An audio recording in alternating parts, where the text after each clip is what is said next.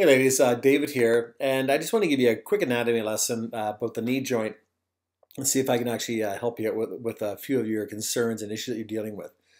So the primary issues that we have with knee joints, the most athletes, and yes, you are an athlete, is simply this. The this poor little kneecap here is controlled by four big muscles, of course, muscles of the quadricep.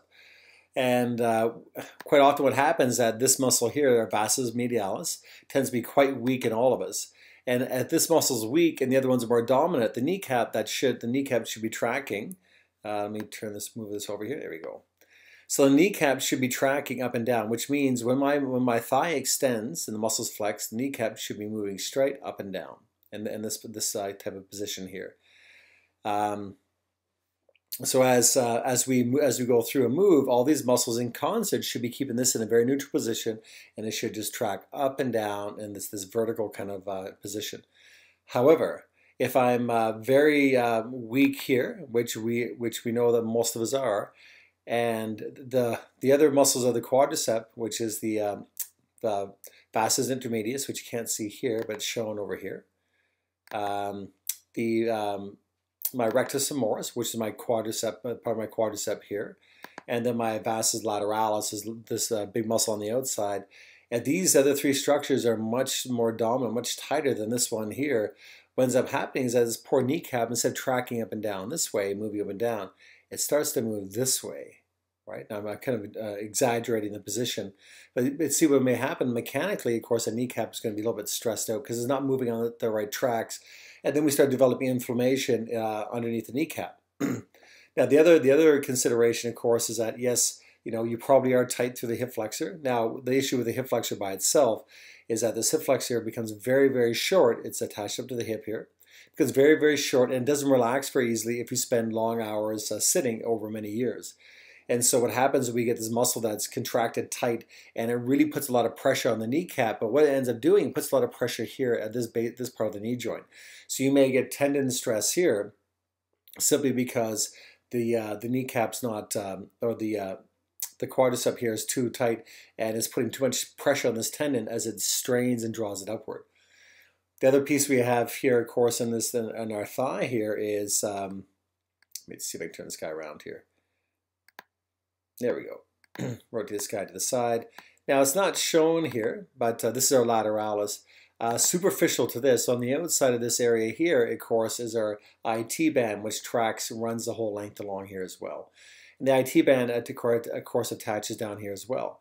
The IT band is very short and tight, which, it probably is. We'll get additional stress on this knee joint. So, first of all, if you have chronic knee issues, go see a physiotherapist. Don't sit there and just throw bags of frozen peas on it. Get the knee joint assessed, because the likelihood is, yes, you're very weak here, you're very tight here, you're very tight here, and of course you're all stressed out here. So it's where we turn that balance. You can start foam rolling this, the front of your thigh and the side of your thigh, and do consistently and daily until the pain goes away. So yes, it's going to be uncomfortable, but you just got to suck it up and get it over with, get it done and over with.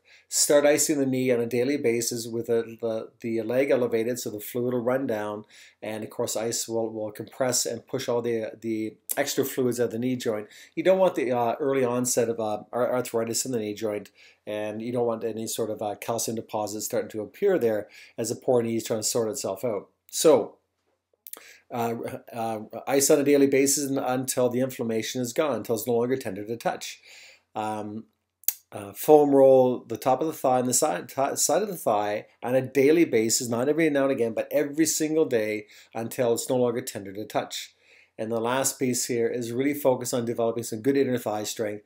And a real simple thing to do is that, the bridges that we do, take a ball like the size of a volleyball and hold it between your knees and gently squeeze in as you bridge. Gently squeeze in as you bridge, and that will help activate both of these muscles here as you exercise. One last little quick thing here. This is a look at the hamstring, and often if the hamstring, of course, is a little bit weak, the hamstring doesn't actually control well enough the lower leg here. So a very weak hamstring can also be indicated as a part of the knee problem as well, right? So allowing this structure here to keep pushing against that patella tendon.